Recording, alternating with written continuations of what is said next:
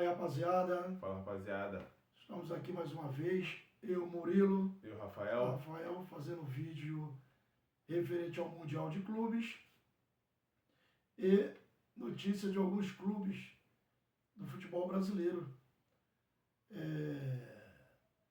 O Flamengo, né?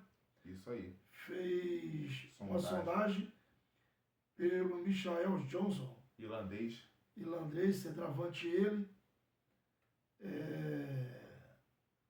Fez 3 gols e 5 assistências. Em 40 jogos. Em 40 jogos. Nossa, Que centroavante, hein? Caraca, olha, sacanagem, né? 40 jogos, 3 gols E 5 assistências. Não sei se isso é verdade, mas resumindo, isso é da coluna do Fla. Tá? Isso é da coluna do Fla. Não acredito que seja mentira. Essas coisas dentro do Flamengo surgem assim, ó, rápido, no piscar de olhos. Aí sempre tem um e outro que fala, mas é mentira, isso e aquilo. Não é mentira nada. O Flamengo tem dessas coisas. E esse aí é o tipo de centroavante que o Felipe Diniz ou Felipe Luiz deseja. Um centroavante que corre atrás, que marca, vai em cima de zagueiro. Esse é o tipo de centroavante que o Felipe Luiz gosta. Centroavante não é para isso. Centroavante é para ficar lá na frente. Fazer gol. Dentro da área, fazer gol.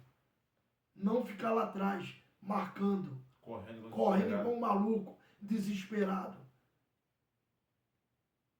Eu nunca vi esse tipo de jogador que o Felipe Luiz quer pro Flamengo, pô.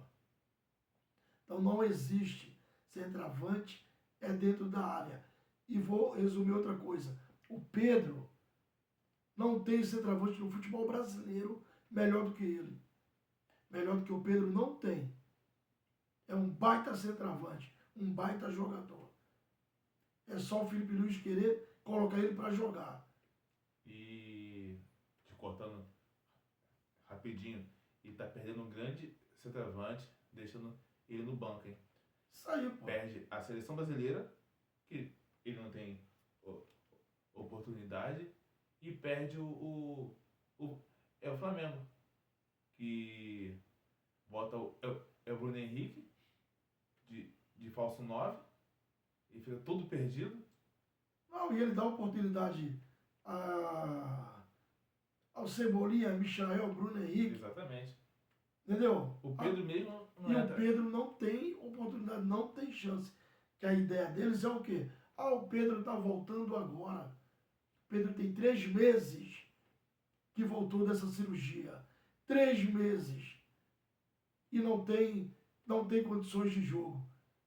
Se não tem condições de jogos, é por irresponsabilidade da comissão técnica do Flamengo, do departamento de médicos do Flamengo, fisioterapeuta, preparadores físicos, irresponsabilidade deles. Essa é a verdade. Entendeu? Vamos ver. Então, mais uma vez, falando do Flamengo, O Léo Ortiz, né? Isso. Juventus e Roma. Está sendo assediado por esses 2 clubes. 2 grandes da Itália. Ele tem até passaporte europeu, cidadania europeia. Mas o Flamengo não quer oferecer jogador agora. Mas esses 2 times aí já estão de olho no Léo Ortiz.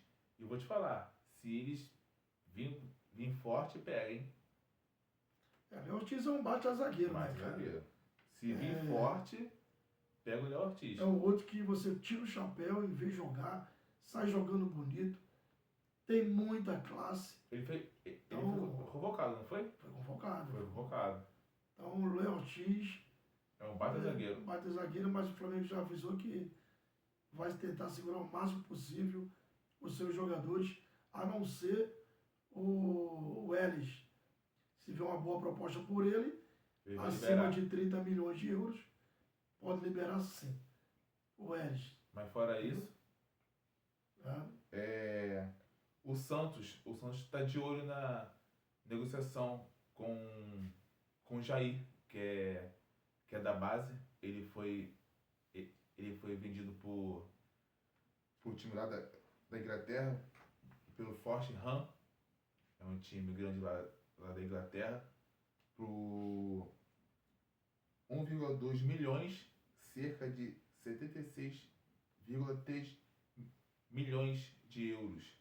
Para o Santos é bom, né? Uma negociação dessa aí que entra um dinheirinho, né, cara? Sim, tanto pro Santos, tanto pro Botafogo. E o Santos é um criador de jogadores aí. É. Sempre colocou jogadores bons. Pro mundo. Da base para fora. Então, pro Santos é sempre interessante. O Santos que está passando por um problema. Uma crisezinha financeira. Que passe logo essa crise financeira do Santos. Possa crescer, né? E que consiga vender, o Botafogo consiga vender esse zagueiro, né? Não, já vendeu. Já vendeu? Então, é o primeiro time do Igor Jesus. Então, ótimo. Então, já foi vendido. Entra o dinheirinho pro Santos. Exatamente. Ele deve... Quem não quer, né? Quem não quer esse dinheiro bom? Ele vai viajar semana que vem pra Inglaterra. E o Cruzeiro? O Cruzeiro está nessa jornada aí de buscar reforços. Já perdeu o Dudu. O Atlético, né? Pro grande rival. E tá querendo repor a saída dele, pô. O Léo Jardim, ele não quer, né? O Léo Soares. Isso. Léo Soares. Colombiano. Ele é um garoto. Tava para vir pro Cruzeiro. Mas o Leonardo Jardim vetou a contratação dele. Não quer porque... Outro time que tá em crise, né? É o Cruzeiro. Mas o Cruzeiro agora tá bem, graças a Deus, né, cara? O Pedrinho tá colocando dinheiro para fora, fazendo contratações.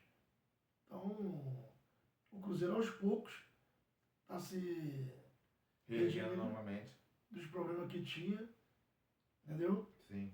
Então, o Cruzeiro, ele é um time grande, né, cara? Não, exatamente. O Cruzeiro é um time respeitado. Mundialmente. E tem um excelente técnico. Esse Léo Jardim é muito bom. Você vê que ele chegou... E ajeitou a casa.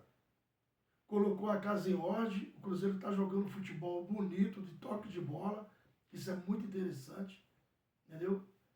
Eu sempre falo desse tipo de jogo. É verdade. Então, realmente. Muito bom técnico esse Léo Jardim. Muito bom técnico mesmo.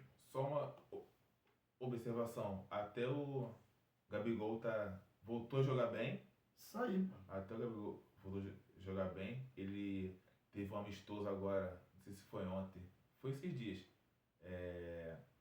O Cruzeiro jogou, não sei quanto foi a partida, mas eu vi a atuação do Gabigol.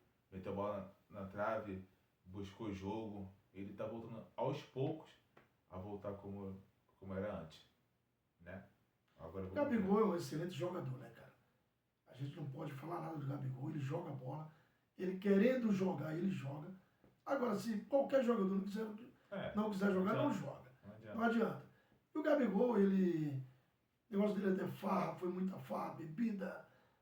Houve aquele problema no Flamengo, usando a camisa do Corinthians, entendeu? Então, ele se perdeu em alguns momentos. Não sei o que houve, não sei o que aconteceu com a cabeça dele. Então, é um grande jogador, joga muito bem quando quer jogar. Grande artilheiro. E nas horas de decidir, decide e muito bem. É verdade. Então, Deus abençoe que ele possa crescer novamente. Cresça cada vez mais dentro do Cruzeiro. Vamos falar do português do Al Hilal, que hoje fizeram homenagem aos amigos e irmãos que se foram no acidente. Diogo Jota, né? Isso. E irmão dele, André Silva, fizeram 1 minuto de silêncio e ficaram emocionados com essa homenagem. Foram companheiros de seleção portuguesa. Uma perca aí pro futebol mundial. Novamente meus sentimentos à família, aos amigos, à seleção portuguesa.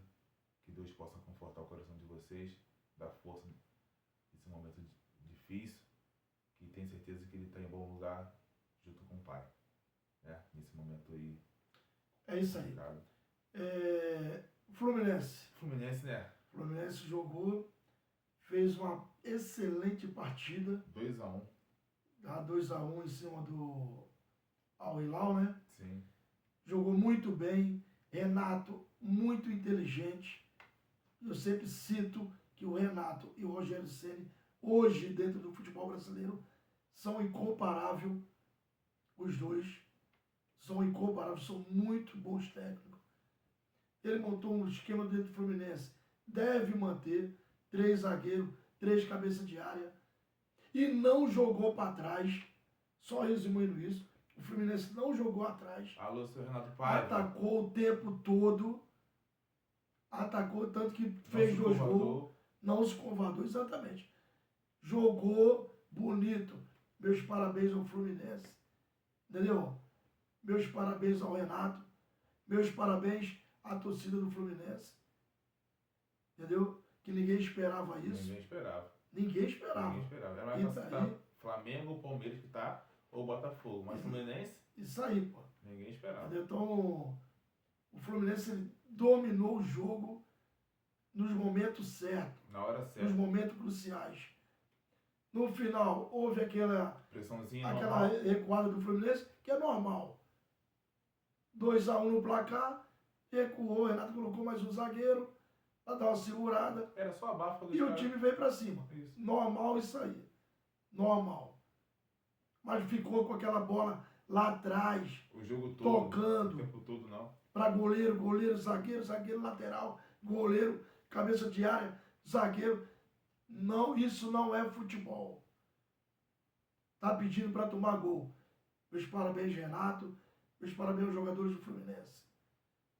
Estão de parabéns pelo jogo de hoje. Tá? Tomara que o seu Renato Paiva, ex-técnico do Botafogo, tenha visto esse jogo. Tem que ter vergonha na cara. Assumir a responsabilidade.